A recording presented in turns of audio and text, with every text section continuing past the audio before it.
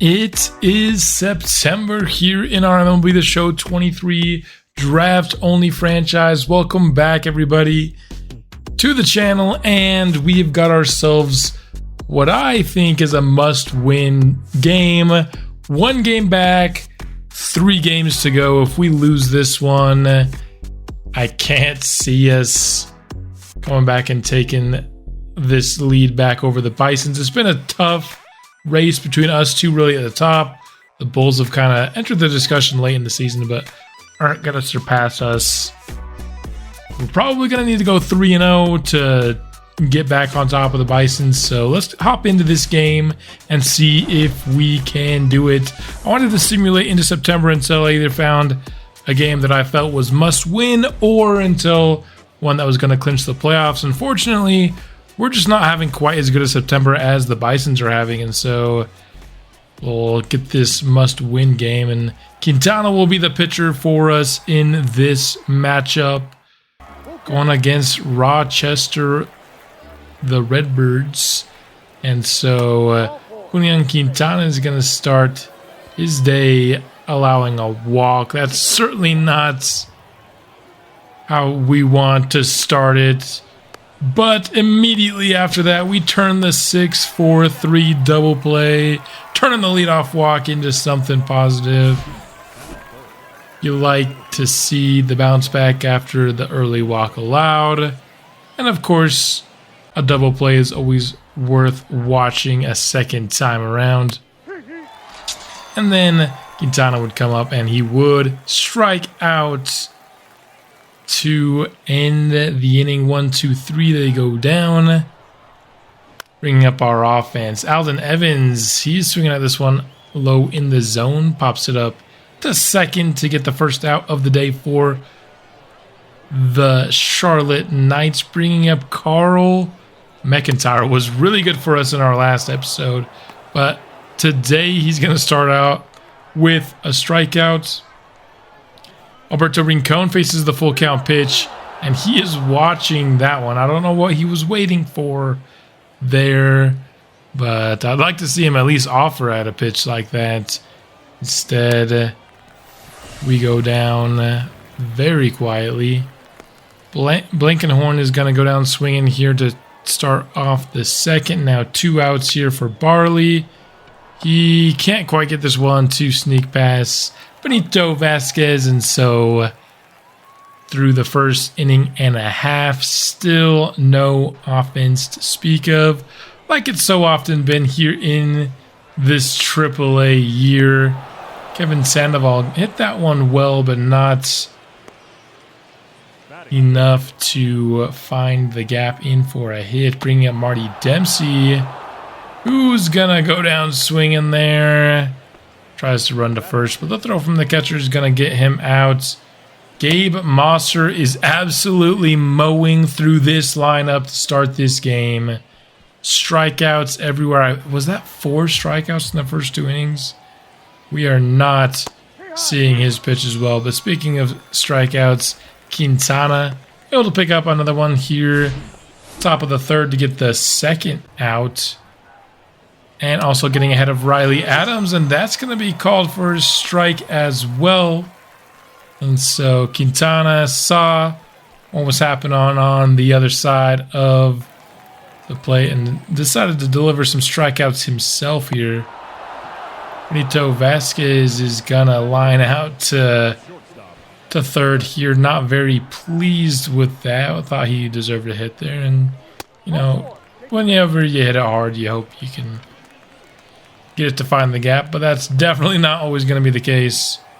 But Leandro Velasquez is going to get on via walk. The first time we've been able to get somebody on base, and Alden Evans is going to advance him here, as that one is going to get into the gap and bring runners on the corners. 2 outs, an opportunity for Carl McIntyre to break the tie in this ball game.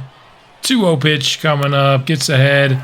That one will drop in just in front of the right fielder. Gonna score 1 run easily. Alden Evans will hold at second, and so Charlotte will be the first to strike here in this ball game.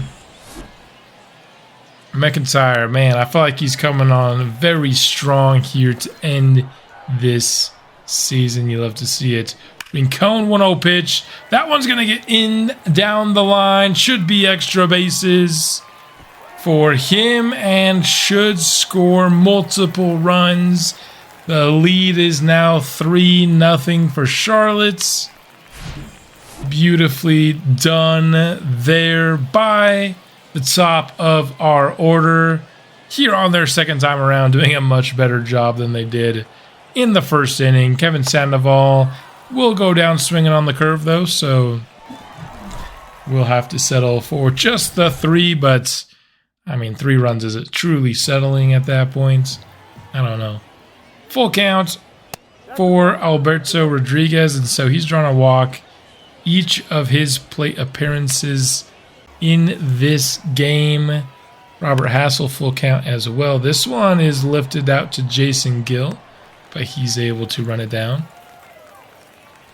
So that will be out number 2 here, top of the 4th. 0-2 for Baron Radcliffe is lifted to center. Carl McIntyre tracks it easily and gloves it cleanly. So Rochester not able to respond in any significant way to the 3-run inning by the Knights. Can we continue the momentum we were gaining here at the end of that last inning? We're going to start with a walk here from Marty Dempsey on a very borderline pitch. Then Jason Gill. That one's going to drop right in front of the outfielder there. It feels like that's a little sweet spot, right, where it's too short for the outfield, but infield can't get a clean look at it. That's been our spot today. Benito Vasquez going to get this one fair down the third base line and score 2 more runs. Still no outs here, bottom of the 4th, excuse me. Offense certainly picking up for Charlotte. And probably the best start we've had in this AAA season. I know we had some good moments at AA, but it feels like offense hasn't been coming as easy at the AAA level, which does make sense. But nice to see it showing up here in the first half of this ballgame. 2-2 for Leandro Velasquez. He's swinging at the changeup outside.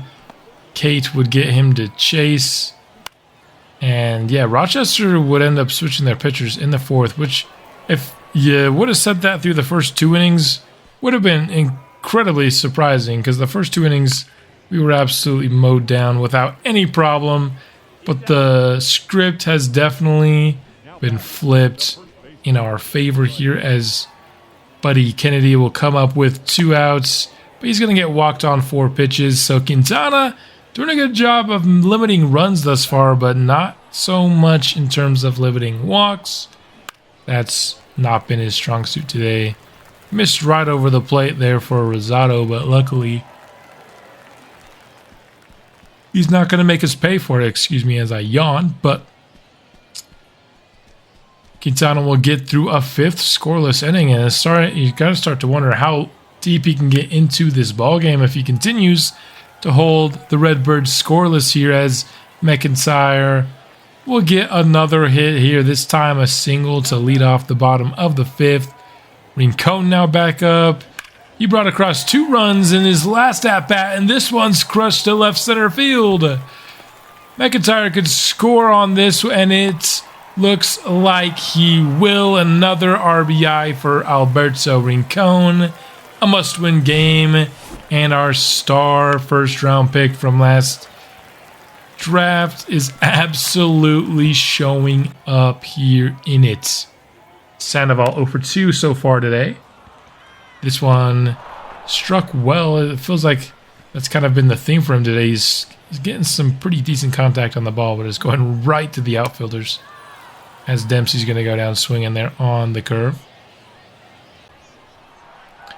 Jason Gill 1 for 2 so far today. He's going to get this one past the third baseman. The diving play won't be made. And so a 7th run scores on an RBI triple This offense is on absolute fire. Needed a performance like this today to hopefully build some momentum that can carry us into the postseason here in our first AAA season, season 2 overall, of course. Benito Vasquez gets a miss right over the plate by Tim Cates, and he's going to crush that one to left center field. Extra base hit once again. And now we have an 8-0 lead. Charlotte, this is the kind of offense that I was hoping that we could see on a more consistent basis here in the minors, as we've got MLB quality contact hitters all throughout our lineup. It's just kind of other areas where we're very far from being MLB caliber, I should say. But Blake Boyer would be out to end the 5th for us. But another very productive inning for the Charlotte Knights. Innings 3 through 5 have all been quite good for them. But Quintana has had a problem allowing walks today, and he's going to allow 2 here, top of the 6th. So maybe he thought he could go really deep into this game, but I'm not so sure anymore, as those walks definitely are going to bring up that pitch count. But he comes back, bounces back, 2 outs, not letting either of those runners advance, and gets the 3rd on the fastball. Probably a little bit lucky there. That was maybe a little bit more over the middle, not directly over the middle, but a little bit more over the middle. But that is 6 hitless innings. This is the furthest a no-hitter has gone in this series, I do believe. So yeah, he's allowing a lot of walks, but no hits allowed. See if he can continue that here in the 7th. 0-1 pitch is lifted to Jason Gill, who makes the grab, and we'll get that 6 1/3 now hitless. Jordy Barley 0 for 2 today, of course, and he will be 0 for 3 now, swinging at that strike to get out number 2. And so pitch count definitely getting up, as you can see, 119. But Benito Vasquez with a beautiful play at second is going to continue the no-hitter just a little bit longer at the very least. Leaping grab made. Beautiful play. Alberto Rincon, he's 2 for 3 today, and will get his 3rd hit. He's been excellent today. Love to see that. He's probably, in terms of what we already have on the roster, our best long-term offensive player. Of course, we're going to be bringing a generational prospect into the fold starting next season, who will have also a lot of good offensive potential, of course. Marty Dempsey's going to get this one to drop down the 3rd base line. And that's going to be a 9th run score. This has been a total blowout. That actually ended up being a little bit closer than I was thinking in real time. But the 9th run will score at the end of the day. And Jason Gill would get a decent hold of this ball, but Hassel would be able to track it down. We'll tag the runner to 3rd, but with 2 outs, still need a hit here from Vasquez to get us into the double digits, and he's just not going to quite be able to deliver. So now through 7 innings, 9-0 is the score, but we've got a no-hitter still brewing. Pitch 120 here, and Dempsey can't field it cleanly, but it still gets the throw in time. That was a little bit of a close one. If that was going to be the one where he allowed the hits, that was going to be really sad. But Riley Adams, the 9-hitter, would end up being the one to break up the no-hit game here, top of the 8th. So 7 1/3 innings would be what Quintana was able to deliver without allowing a hit. Ornelas would come in. We changed pitchers, but we did not change the fact that we're walking these batters, as he would come in and walk the next 2 here. Now we have 2 outs. We've got bases, juice, Carl McIntyre making the run, able to track the ball down. And we're not going to keep these guys hitless, but still a good chance to keep them scoreless in this game. First, though, we've got another inning offensively to go through, but wouldn't be a ton of action here. We'd get a walk from Alden Evans, but that was pretty much it. In the end, Todd Rosado is going to lift this one out to right field, and we would complete the shutout of the Rochester Redbirds. We needed a win today, I think, absolutely, and the guys delivered for sure. What a game, the best of the season for sure. And unless one of these games escapes me, that's got to be the best game we've played this series. Our guys were absolutely just awesome on both sides. Of course, the pitching, apart from the walks, was excellent. The hitting, just stringing together hit after hit, good innings. But unfortunately, we would not make the playoffs, man. We'd go 2-1 in our last 3. And the Bison's last 10 was 9-1. So we miss going 90 and 60, 60% win percentage. Not enough to make the playoffs. And so looks like we'll be coming back for AAA next year. The Bulls would end up being just one game behind us as well. But now it's time to go through some stat increases as well as take a look at how the players performed. 3.51 ERA, 1.32 WHIP. Buster Pringle was good. I'd say he met expectations this year. Alberto Rincon. Power versus lefties is actually going to go down 1 this year, but power versus righties is up, and his contact versus lefties is up by 9. 944 OPS, 4.8 WAR. I think it's very hard to be disappointed with that. Carl McIntyre hit those power numbers, went up a decent bit, and we saw a little bit of that power in last episode. He also has 4.8 WAR. And then Kevin Sandoval, look at these increases. Plus 13 contact versus lefties. Hit 290 with an 850 OPS. And just a 4.6 WAR. I mean, just 4.6 WAR is awesome.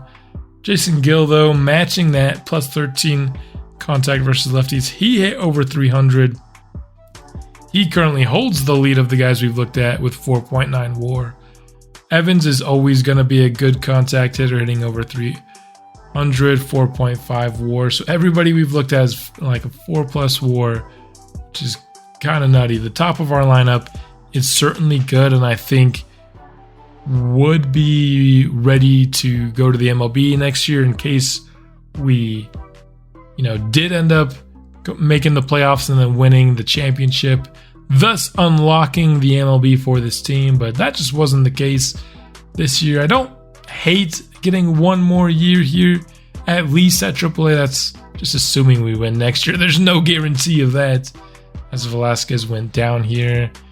We already knew he wasn't going to get much better just with his potential being capped. Bartolo Ordonez here, sub 3 ERA. 1.45 WHIP is a little bit high for what you want from your closer, just a 0.2 WAR. John May here, nothing huge in terms of his upgrades. ERA not great this year. WHIP's not incredible either. Did have the 2 WAR though. So, I don't know. Definitely probably a disappointing year from him. But, he's probably mostly ideally suited for the AA as we look at Jeff Melvin here.